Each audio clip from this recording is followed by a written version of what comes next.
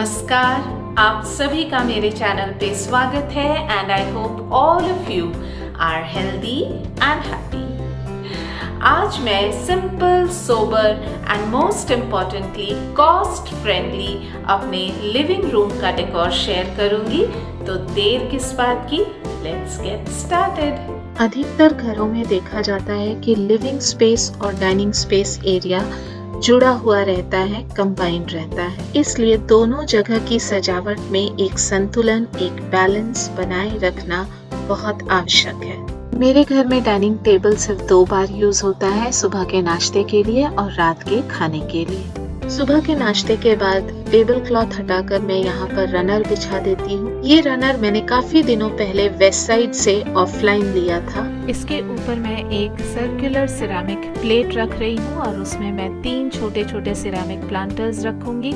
इस तरह से रखने से जब कोई गेस्ट आते हैं तो मुझे सिर्फ ये सर्कुलर प्लेट उठाकर रनर के एक कॉर्नर पे रखना पड़ता है, ताकि चाय नाश्ता सर्व करते समय कोई हिंड्रेंस भी ना हो और सुंदरता भी बनी रहे। तो दिन भर डाइनिंग टेबल इसी तरह से सजा हुआ रहता है। रात को खाने से पहले मैं फिर से यहाँ टेबल क्लॉथ बिछा देती हूँ, जो कि सुबह नाश्ते के बाद ही उठाती हूँ। डाइनिंग टेबल के जस्ट ऑपोजिट है ये शू कैबिनेट, जो कि एंट्रेंस के बिल्कुल पास है और घर में आने वाले हर एक व्यक्ति की पहली नजर इसी ओर जाती है, चाहे वो घर का सदस्य हो या फिर कोई अतिथि।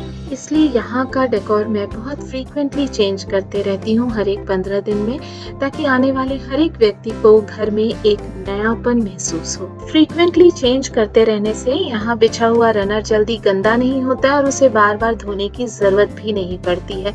सिर्फ झाड़ देना ही काफी होता है और इस वजह से वो बिल्कुल नया दिखता है और उसे मैं सालों तक अलग अलग जगह पर यूज कर पाती हूँ। और अब मैं इस दुपट्टे को एज अ रनर यूज करूंगी। जरूरी नहीं कि हर बार महंगे महंगे रनर्स खरीदे जाएं। इस तरह के इनोवेटिव आइडियाज से भी आप घर को सजा सकती हैं। और दुपट्टे तो हमारे पास बेशुमार होते हैं, तो अलग अलग दुपट्टे बिछाइए और घर को एक ताजगी प्रदान कीजिए।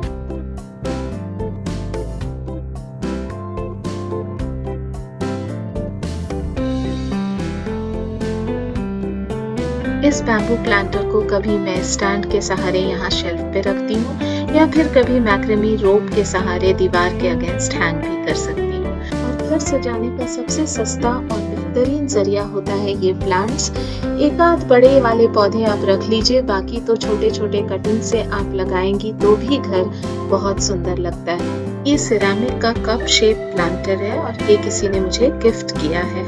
और ये सोफा बैक और सीट कवर मैंने अपनी एक बहुत ही पुरानी बनारसी सिल्क साड़ी से बनाई है और इसके आंचल को मैंने उस तरफ सिंगल वाले सोफे पे लगाया है। ये आइडिया बहुत ही कॉस्ट फ्रेंडली है, क्योंकि हम सब के पास पुरानी साड़ियाँ तो होती ही हैं, तो उसे आप इस तरह से यूज कर सकती हैं। और ये कुशन्स तो एक लाइफ सेविंग हैक है। अगर आपको जल्दबाजी में अचानक से घर सजाना है तो मात्र कुशन कवर बदल देने से पूरा घर का लुक ही बदल जाता है। ऐसा लगता है मानो आपने बहुत मेहनत से घर को सजाया।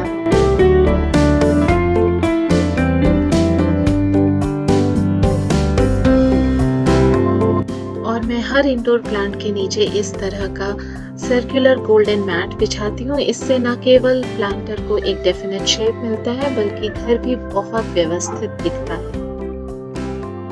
घर सजाना भी एक नैक है, छोटी छोटी चीजों से घर सजता है। और ये वॉल लाइट्स मेरे लिविंग रूम में न्यू एडिशन है। मैंने अपने लिविंग रूम में फॉल सीलिंग नहीं रखा है। मुझे इस तरह के वॉल लाइट्स बेहद पसंद है, क्योंकि ये एक तरह से स्पॉटलाइट का भी काम करता है। आप देख सकते हैं नीचे सरस्वती जी की मूर्ति पे ये बखूबी फोकस कर रहा है और इस लाइट की वजह से इस मूर्ति की शोभा 4 गुना बढ़ गई है।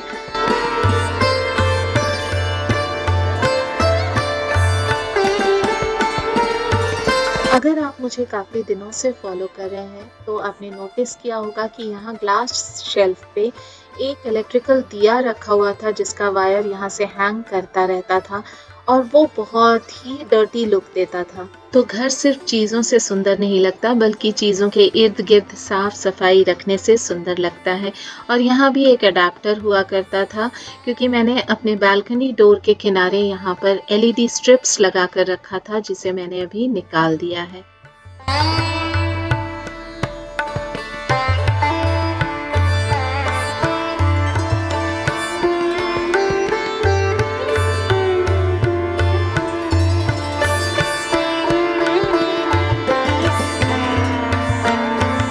और यहाँ स्टूल पर मैंने एक नया मैट बिछाया है, और यहाँ का जो मैट था वो मैंने फ्लोर पे पौधों को रखने के लिए बिछाया है।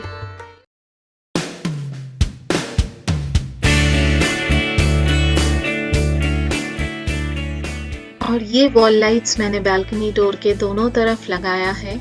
और इसके नीचे अगर आपको याद होगा तो यहाँ पर मैंने एक टेराकोटा का पॉट रखा था, उसे मैं अभी फ़िलहाल पेंट कर रही हूँ। जब वो पूरा हो जाएगा तो आपके साथ ज़रूर शेयर करूँगी। तो फ़िलहाल मैंने यहाँ पे ये ग्लास वास रखा है, जिसमें कुछ बैम्बू स्टिक्स डालकर रखे हुए हैं। और इस ग्लास वास के नीचे भी मैंने गोल्डन सर्कुलर मैट बिछाया हुआ है। और सेंटर टेबल के लिए मैंने ये रनर लिया है अमेज़ॉन से। सारे प्रोडक्ट्स के लिंक मैं नीचे डिस्क्रिप्शन बॉक्स में रख दूँगी, अगर आप इंटरेस्टेड हों तो आप चेक कर सकती हैं।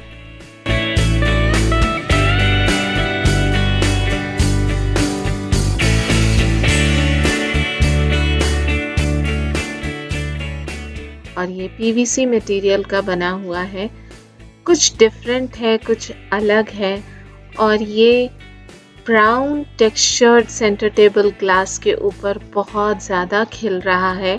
और मेंटेनेंस के नाम पे तो कुछ भी नहीं, बस इसे सूखे कपड़े से पोंछ दीजिए, या फिर गीले कपड़े से, या फिर आप इसे धो भी सकती हैं।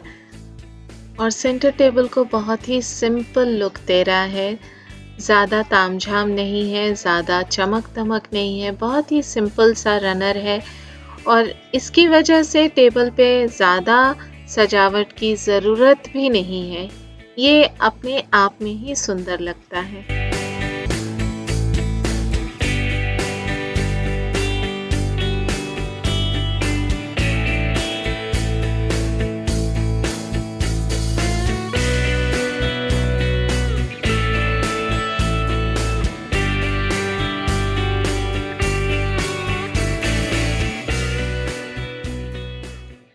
और एंट्रेंस के पास मिरर के बगल में ये सेट ऑफ 3 पेंटिंग्स मैंने लगाया है। और इसका वाइट फ्रेम ऑरेंज दीवार के साथ एक बहुत ही लाइट और सोबर कॉन्ट्रास्ट दे रहा है।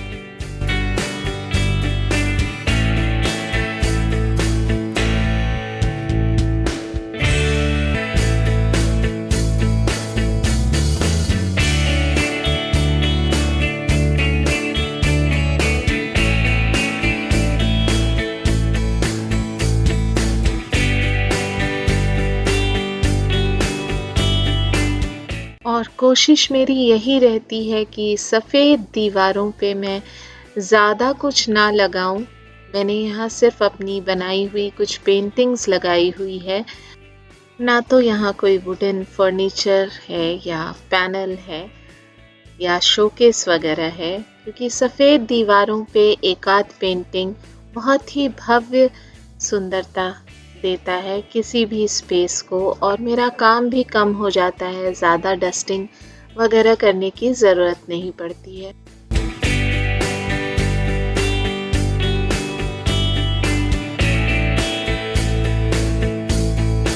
और मैंने डाइनिंग टेबल पे कुछ भी नहीं रखा है सिवाय इस प्लांट के, और जो भी रखना है या तो बगल के ट्रॉली पे रखती हूँ, या फिर अचार या चटनी सॉस के बॉटल्स मैं फ्रिज में ही रखती हूँ। जिसे ज़रूरत होती है वो वहाँ से ही ले लेता है, तो डाइनिंग टेबल बिल्कुल नीट एंड क्लीन रहता है। तो ये था मेरा सिंपल सा लिविंग रूम डेकोर। मेरा फंडा बिल्कुल क्लियर है, साफ घर सुंदर घर। अगर वीडियो पसंद आया हो तो इसे लाइक और शेयर ज़रूर कीजिएगा। चैनल को अगर अभी तक सब्सक्राइब नहीं किया है तो प्लीज़ इसे सब्सक्राइब कर लीजिए। अंत तक बने रहने के लिए शुक्रिया। मिलती हूँ अगले थर्सडे एक नए वीडियो के साथ। तब तक के लिए बाय।